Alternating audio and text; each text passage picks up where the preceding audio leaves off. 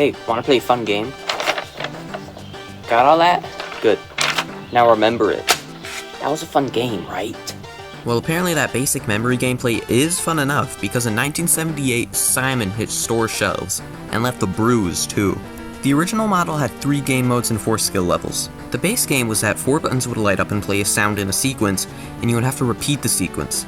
The sequence would get longer and faster up until you took too much time trying to repeat it, or you failed. But if you were on the 4th skill level, after repeating a 31 signal sequence, Simon would die, or whatever the manual's getting at.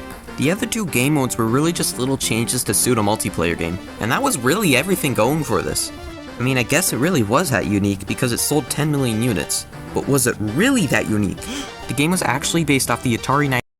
Hey, if you want to watch the rest of this video, go to my channel, linked in the comments.